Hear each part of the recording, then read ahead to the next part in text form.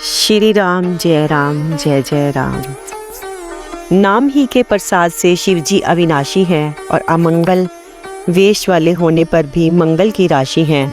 शुकदेव जी और सनकादि सिद्ध मुनि योगीश्वर नाम के ही प्रसाद से ब्रह्मानंद को भोगते हैं।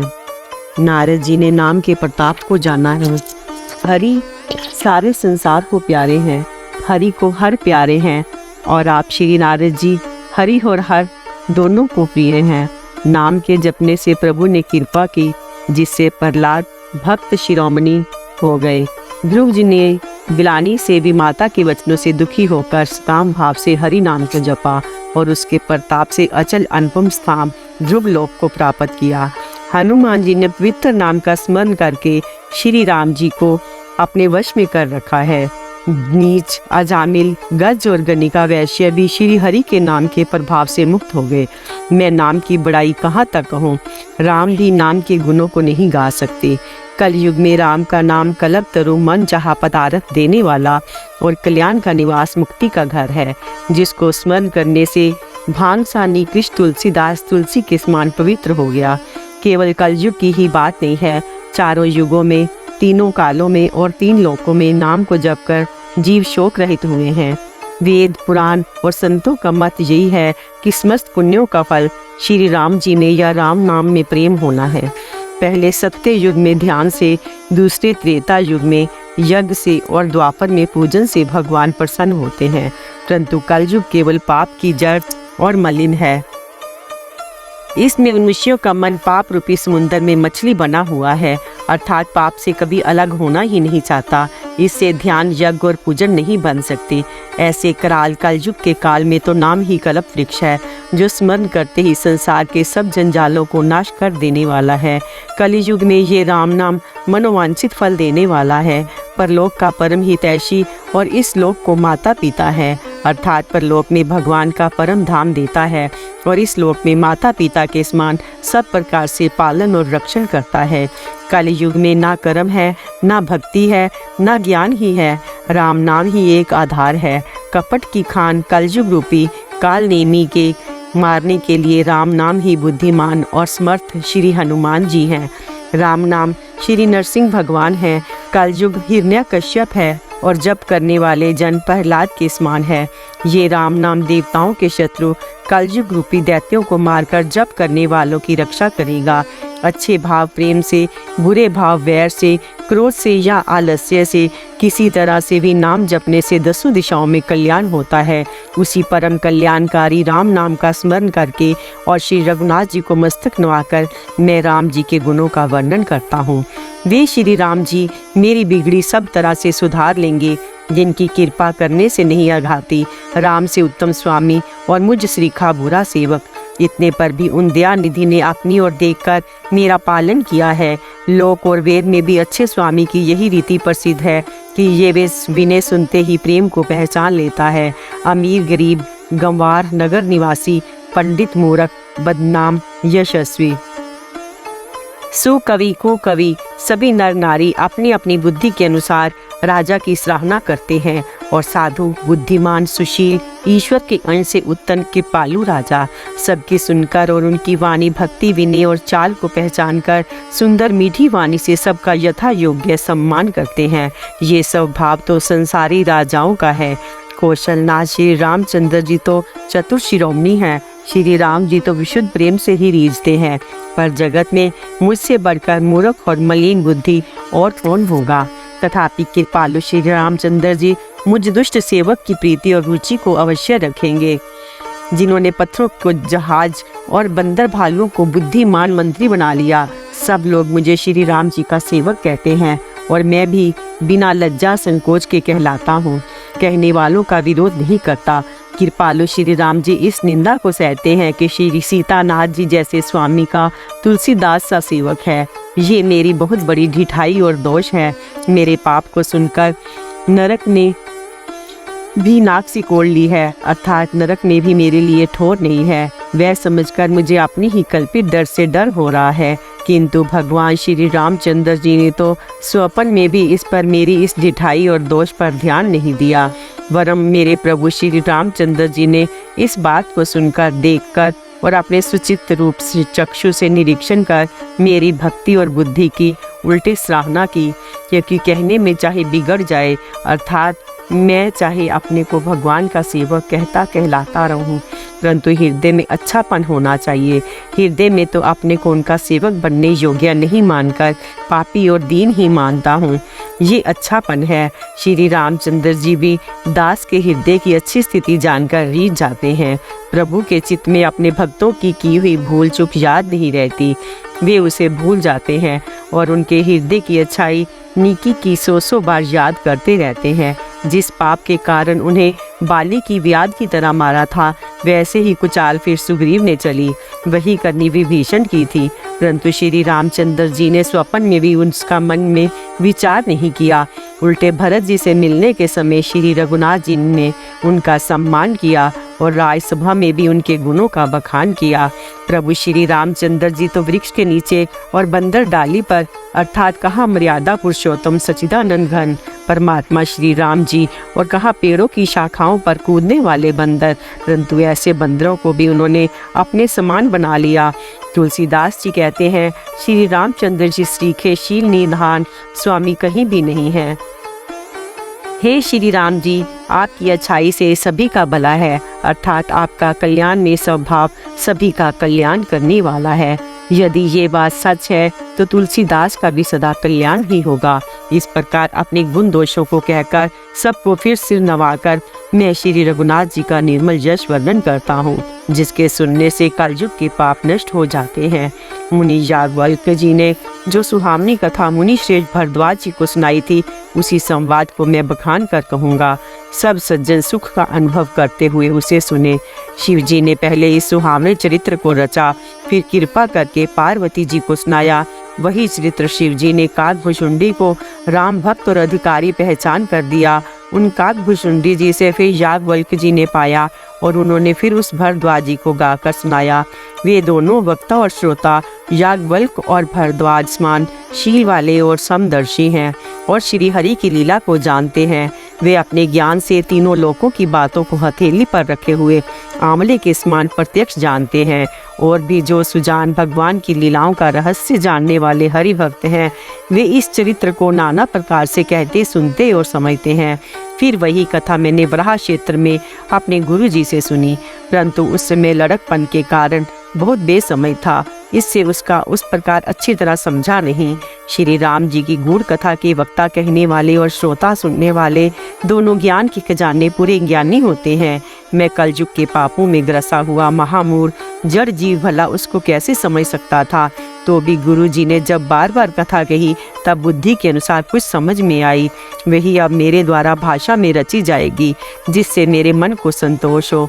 जैसा कुछ मुझ में बुद्धि और विवेक का बल है, मैं हृदय में हरि की प्रेरणा से उसी के अनुसार कहूँगा। मैं अपने संदेह, अज्ञान और भ्रम को हरने वाली कथा रचता हूँ, जो संसार रूपी नदी के पार करने के लिए नाव है। राम कथा पंडितों को विश्राम देने वाली, सब मनुष्यों को प्रसन्न करने वाली और कलयुग के पापों का नाश करने वाली है।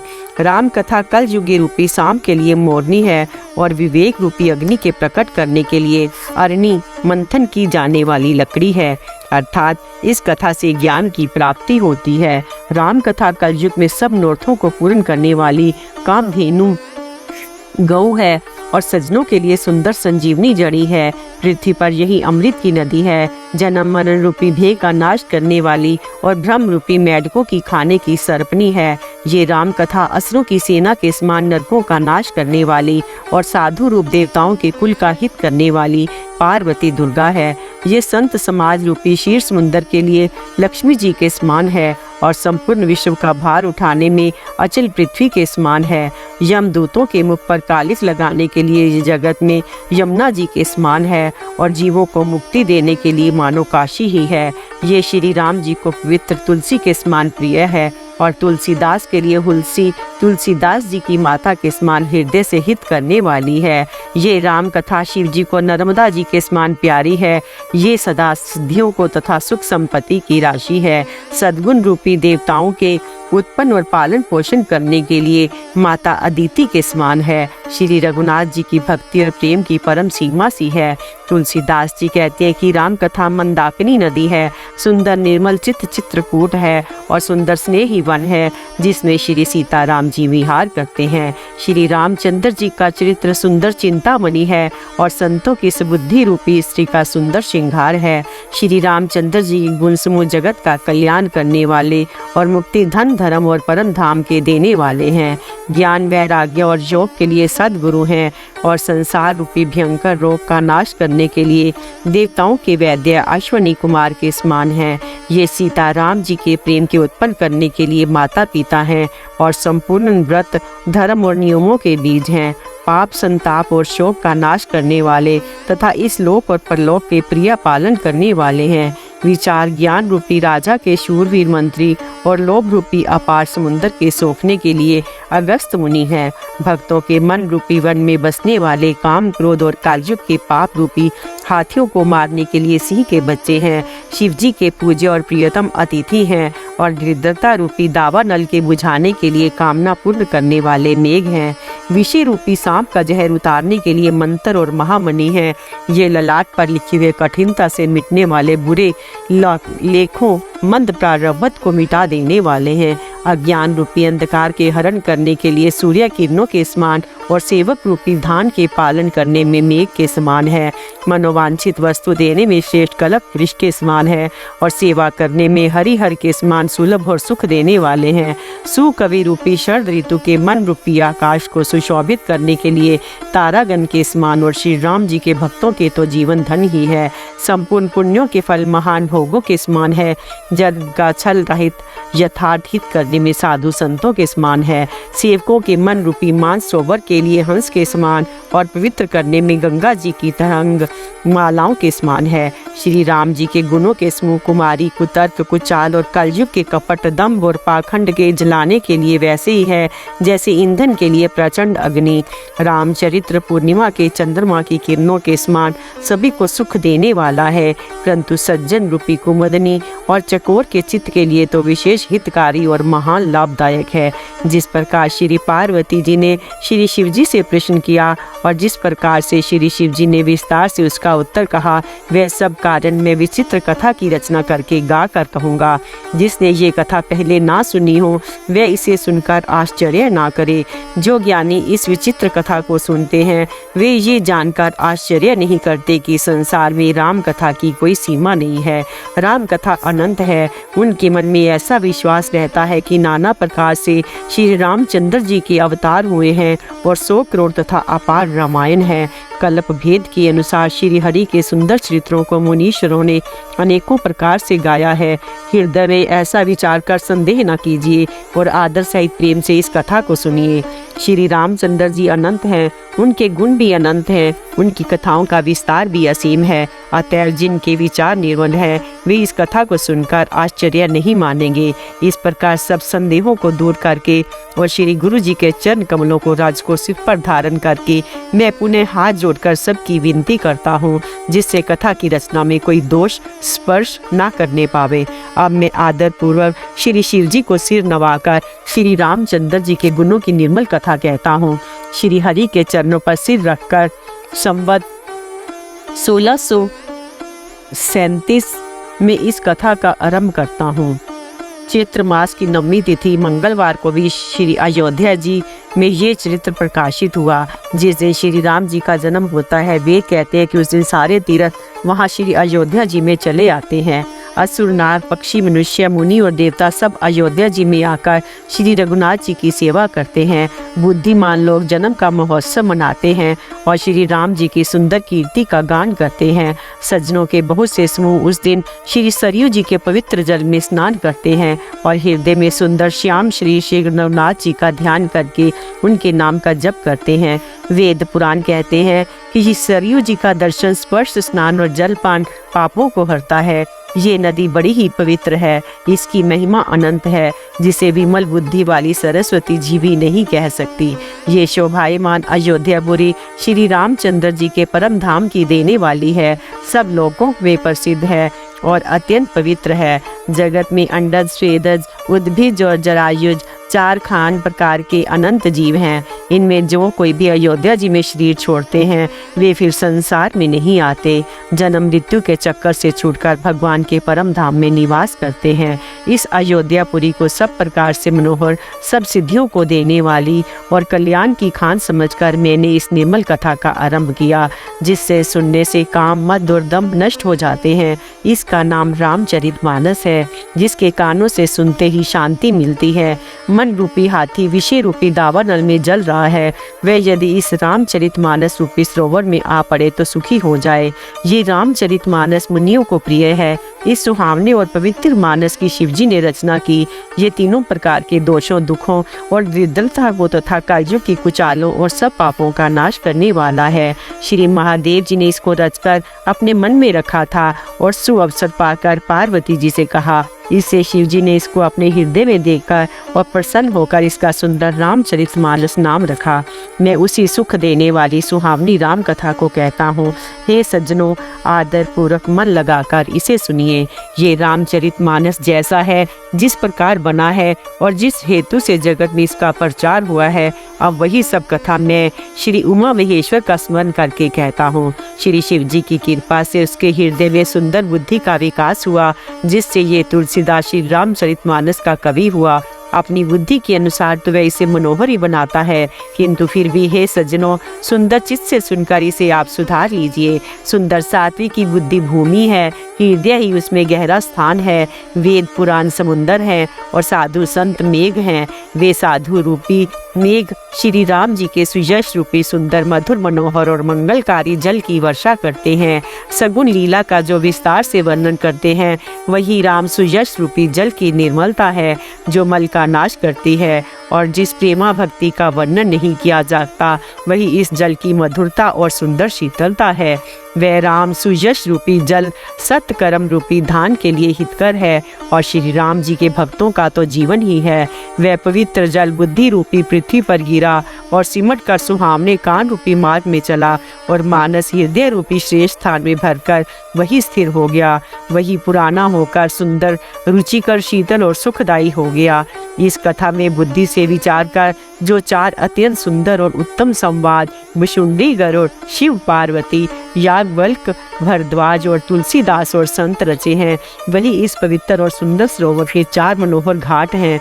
7 कांड ही इस मानस सरोवर की सुंदर 7 सीढ़ियां हैं, जिनको ज्ञान रूपी नेत्रों से देखते ही मन प्रसन्न हो जाता है। श्री रघुनाथ जी की निर्गुण प्राकृतिक गुणों से अतीत और निर्बाध एक रस महिमा का जो वर्णन किया जाएगा, वही इस सुंदर जल की अथाह गहराई है। श्री रामचंद्र जी और सीता जी का यश अमृत के समान जल है। इसमें जो उपमाएं दी गई हैं, वही तरंगों का मनोहर विलास है। सुंदर चपाइयाँ ही इसमें घनी फैली हुई कुरियन कमलनी है और कविता की युक्तियाँ सुंदर मणि मोती उत्पन्न करने वाली सुहावनी सिपियाँ हैं, जो सुंदर छंद, सोरठे और दोहे हैं। वही इसमें बहुरंगे कमलों के समूह सुशोभित हैं। अनुपम अर्थ, ऊंचे भाव और सुंदर भाषा ही पराग, पुष्परज, मकरंद, पुष्प रस और सुगंध है। सत्कर्मों, पुण्यों के पुंज भोरों की सुंदर पंक्तियां हैं। ज्ञान, वैराग्य और विचार हंस है। कविता की ध्वनि, वक्रोक्ति, गुण और जाति ही अनेकों प्रकार की मनोहर मछलियां हैं। अर्थ, धर्म, काम, मोक्ष, ये चारों ज्ञान विज्ञान का विचार का कहना, काव्य के 9 रस, जप, तप, योग और वैराग्य के प्रसन्न, ये सब इस सरोवर के सुंदर जलचर जीव हैं। सुकृति, पुण्य आत्मा जनों के, साधुओं के और श्री नाम के गुणों का गान ही विचित्र जल पक्षियों के समान है। संतों की सभा ही इस सरोवर से चारों ओर की अमराई, आम की बगीचियां हैं और श्रद्धा बसंत ऋतु के समान कही गई है। नाना प्रकार से भक्ति का निरूपण और क्षमा, दया तथा 10 इंद्रियां ग्रह लताओं के मंडप हैं। मन का निग्रह, यम, अहिंसा, सत्य, अस्त्य, ब्रह्मचर्य और अप्रिग्रह, नियम, शोच, संतोष, तप, स्वाध्याय और ईश्वर प्रणिधान ही उनके फूल हैं। ज्ञान फल है और श्री हरि के चरणों में प्रेम ही इस ज्ञान रूपी फल का रस है, ऐसा वेदों ने कहा है। इस रामचरितमानस में और भी जो अनेक प्रसंगों की कथाएं हैं, वे ही इसमें तोते, कोयल आदि रंग बिरंगे पक्षी हैं। कथा में जो रोमांच होता है, वही वाटिका, बाग और वन है। और जो सुख होता है वही सुंदर पक्षियों का विहार है। निर्मल मन ही माली है, जो प्रेम रूपी जल से सुंदर नेत्रों द्वारा उसको सींचता है। जो लोग इस चरित्र को सावधानी से गाते हैं वे ही इस तालाब के चतुर रखवाले हैं। जो स्त्री पुरुष सदा आदर पूर्वक इसे सुनते हैं वे ही इस सुंदर मानस के अधिकारी उत्तम देवता हैं।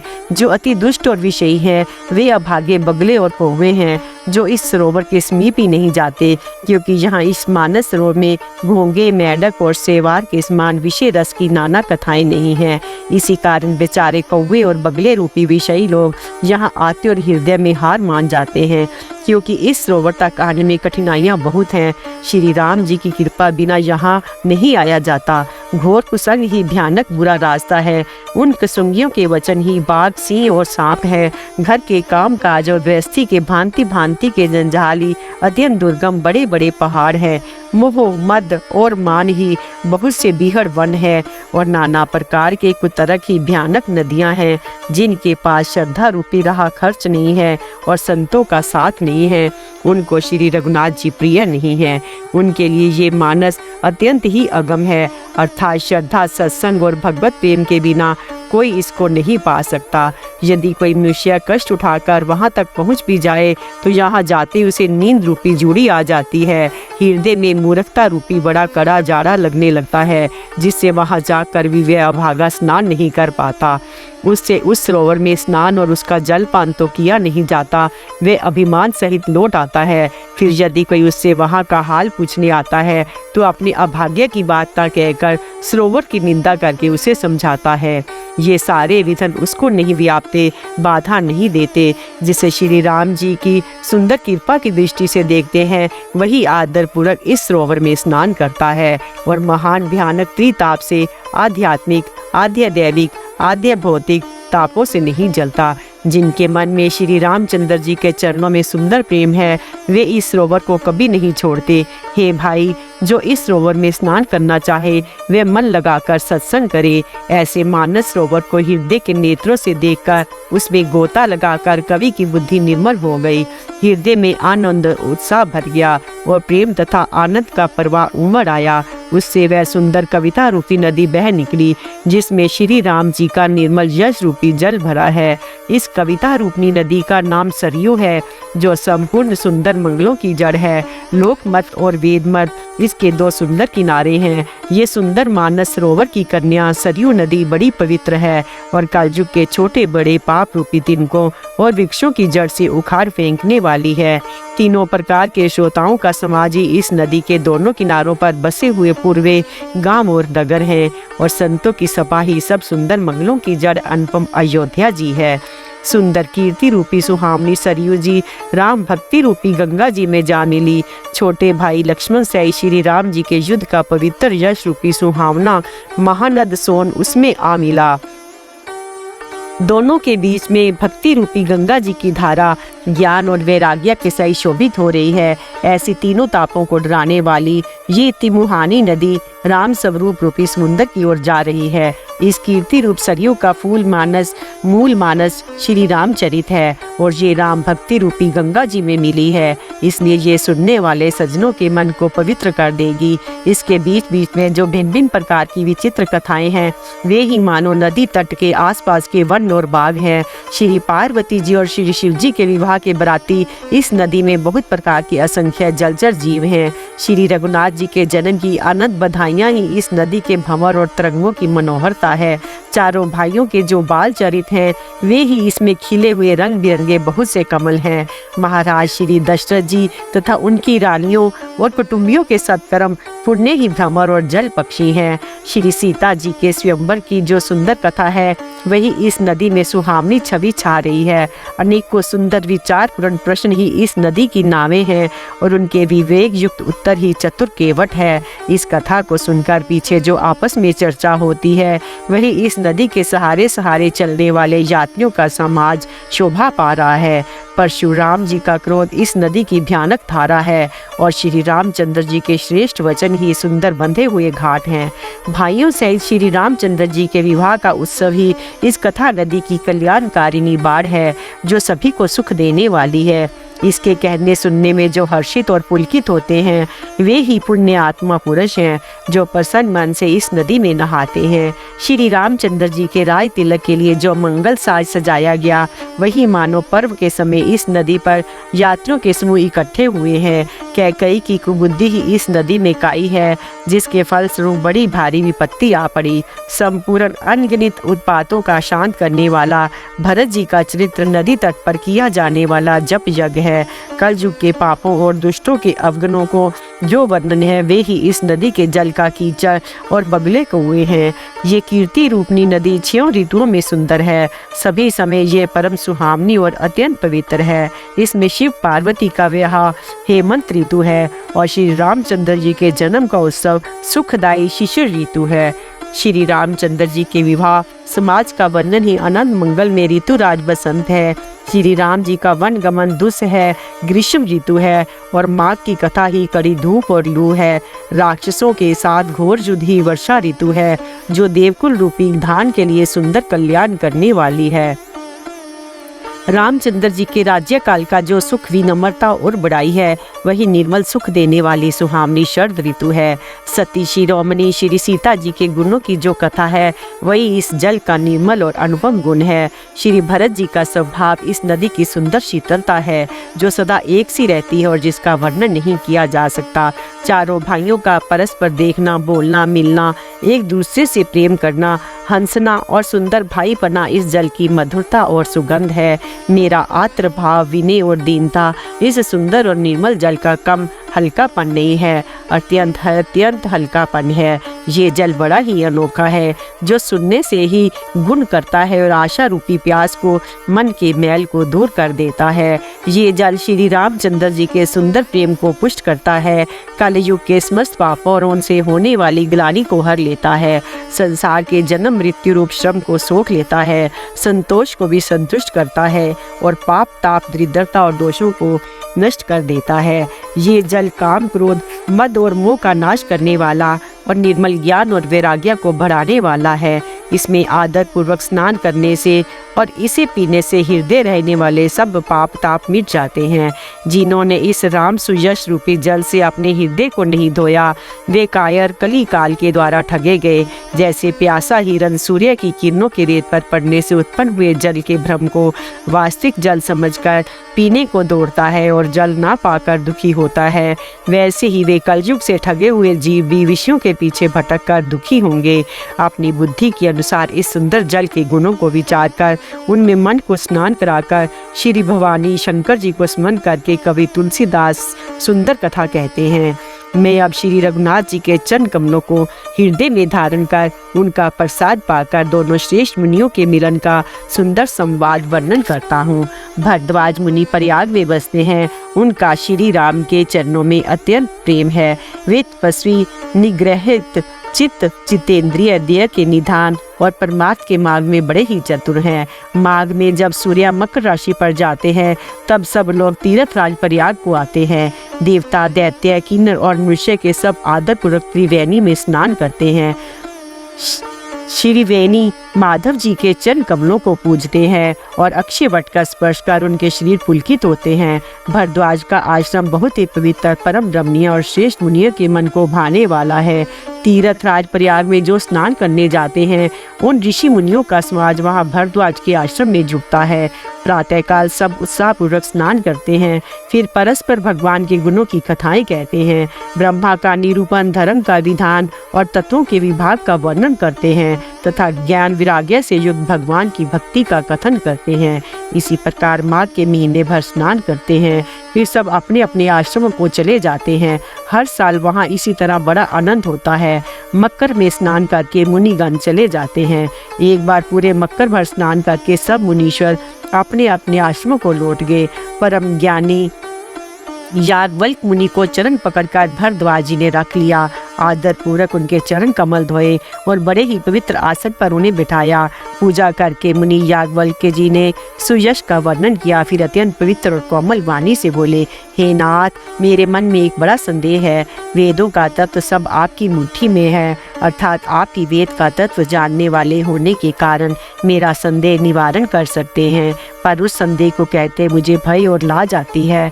भय इसलिए कि कहीं आप ये न समझे कि मेरी परीक्षा ले रहा है। लाज इसलिए कि इतनी आयु बीत गई, अब तक ज्ञान ना हुआ, और यदि नहीं कहता तो बड़ी हानि होती है, क्योंकि अज्ञानी बना रहता हूँ। हे प्रभु, संत लोग ऐसी नीति कहते हैं। वेद पुराण तथा मुनिजन भी यही बतलाते हैं कि गुरु के साथ छिपाव करने से हृदय में निर्मल ज्ञान नहीं होता। यही सोचकर मैं अपना अज्ञान प्रकट करता हूँ। हे नाथ, सेवक पर कृपा करके इस अज्ञान का नाश कीजिए। संतों, पुराणों और उपनिषदों ने राम नाम की असीम प्रभाव का गान किया है। कल्याण स्वरूप ज्ञान और गुणों की राशि अविनाशी भगवान शंभु निरंतर राम नाम का जप करते रहते हैं। संसार में 4 जाति के जीव हैं। काशी में मरने से सभी परम पद को प्राप्त करते हैं।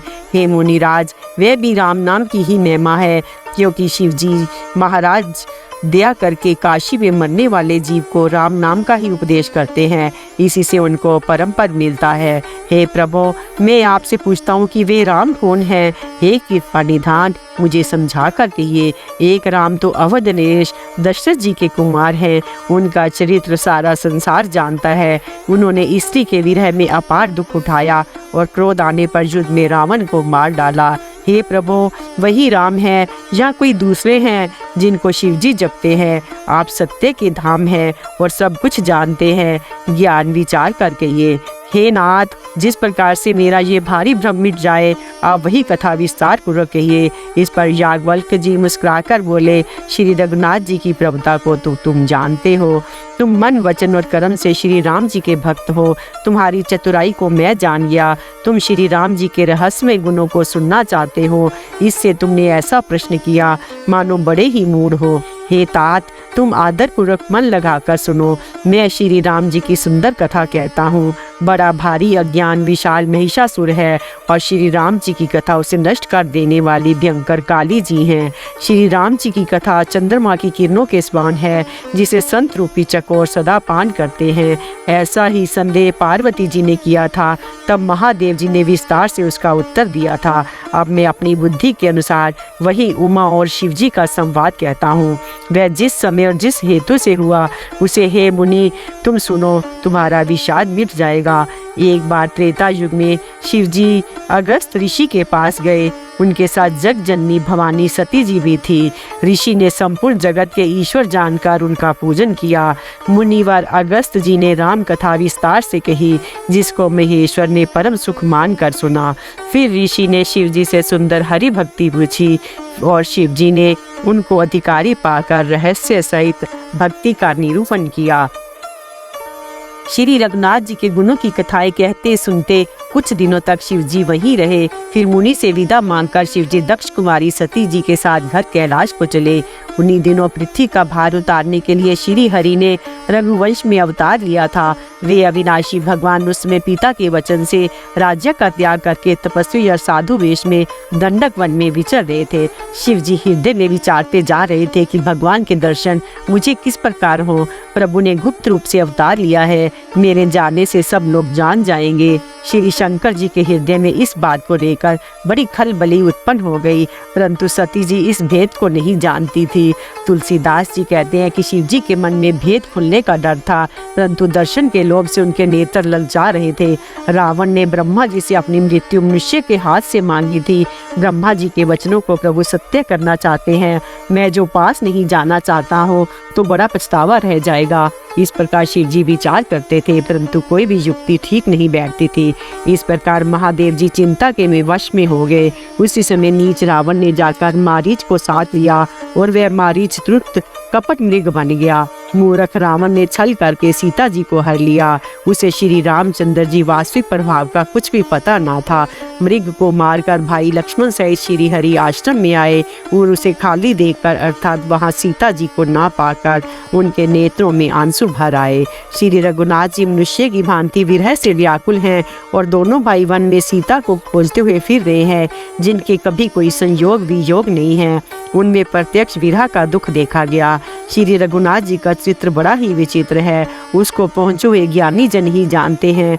जो मंद बुद्धि हैं वे तो विशेष रूप से मोह के वश होकर हृदय में कुछ दूसरी ही बात समझ बैठते हैं। श्री शिव जी ने उसी अवसर पर श्री राम जी को देखा और उनके हृदय में बहुत भारी आनंद उत्पन्न हुआ। उन शोभा के समुंदर श्री रामचंद्र जी को शिव जी ने नेत्र भरकर देखा, परंतु अवसर ठीक न जानकर परिचय नहीं किया। जगत के पवित्र करने वाले सच्चिदानंद की जय हो, इस प्रकार कहकर कामदेव का नाश करने वाले श्री शिव जी चल पड़े। कृपा निधान शिव जी बार बार आनंद से पुलकित होते हुए सती की किसी के साथ चले जा रहे थे। सती जी ने शंकर जी की वह दशा देखी तो उनके मन में बड़ा संदेह उत्पन्न हो गया। वे मन ही मन कहने लगी कि शंकर जी को सारा जगत वंदना करता है, वे जगत के ईश्वर है। देवता मनुष्य मुनि सब उनके प्रति सिर नवाते हैं। उन्होंने एक राजपुत्र को सच्चिदानंद परम धाम कहकर प्रणाम किया और उसकी शोभा देखकर वे इतना प्रेम मगन हो गए कि अब तक उनके हृदय में प्रीति रोकने से भी नहीं रुकती। जो ब्रह्म सर्वव्यापक, माया रहित, अजन्मा, अगोचर, इच्छा रहित और भेद रहित है और जिसे वेद भी नहीं जानते, क्या वह देह धारण कर मनुष्य हो सकते हैं?